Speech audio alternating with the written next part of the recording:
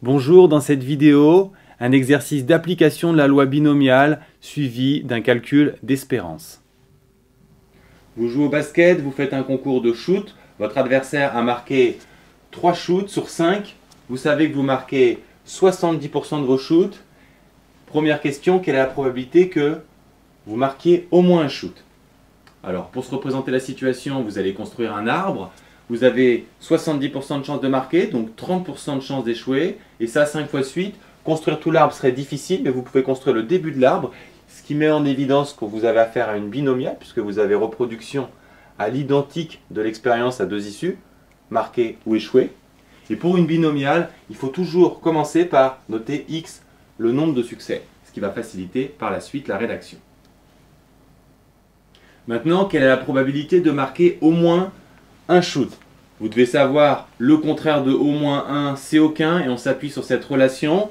Donc, avec x, le nombre de succès, ça va donner p de x supérieur à 1 a pour événement contraire aucun, c'est x égale 0, donc c'est 1 moins p de x égale 0. Vous précisez bien que x supérieur à 1 et x égale 0 sont des événements contraires. Ensuite, p de x égale 0, pas la peine de rentrer dans la grosse formule de la loi binomiale. 0, ça veut dire je marque 0 panier, donc je rate 5 fois de suite. Donc je rate, c'est 0,3, donc ça sera 0,3 puissance 5. Et vous n'avez plus qu'à faire l'application numérique. Et bien sûr, vous terminez par une phrase. Deuxième question, quelle est la probabilité que vous gagnez la partie? Votre adversaire a marqué 3 shoots, donc pour gagner, vous en marquez 4 ou bien 5, ce qui se traduit en formule par p de x égale 4 plus p de x égale 5. Pour p de x égale 4, vous allez devoir appliquer la formule de la loi binomiale et pour cela, il faut rappeler les conditions d'utilisation. C'est une expérience à deux issues, répétée à l'identique et ensuite, vous rappelez les paramètres de la binomiale, le nombre de répétitions, il y en a 5 et la probabilité du succès, c'est 0,7. Vous êtes alors prêt à appliquer la formule.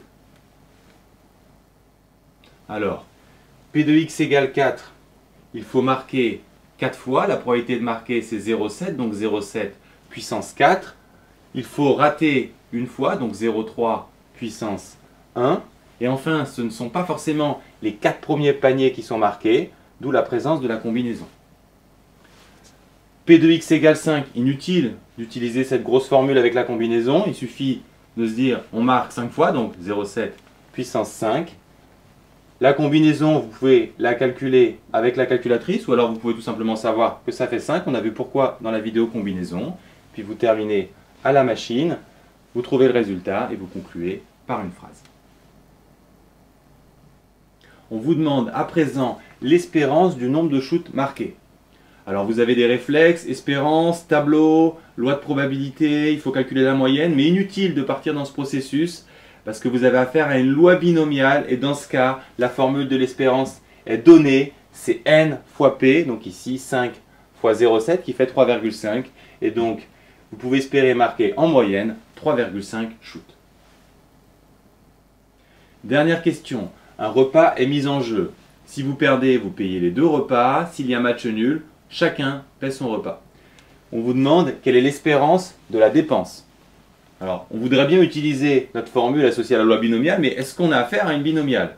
Tout d'abord, on va une seule fois au restaurant, donc l'expérience n'est pas répétée. D'autre part, elle a 3 issues, soit on paye 2 repas, soit un, soit aucun, donc ça n'a rien à voir avec une binomiale, on doit donc utiliser le processus général. Il nous faut donc construire la loi de probabilité de la dépense, autrement dit avoir les valeurs possibles de la dépense et les probabilités associées. Alors, si on marque 3 shoots, on paie un repas. Si on en marque moins, on paie les 2 repas. Et si on en marque plus, le repas est offert. P de x supérieur à 4, on l'a déjà calculé à la question précédente. P de x égale 3, on peut appliquer notre formule de la binomiale. On marque 3 fois, on rate 2 fois et on n'oublie pas la combinaison. Avec une factorielle, on peut trouver facilement que ça fait 10, sinon on trouve le résultat à la calculatrice. Puis on termine l'application numérique.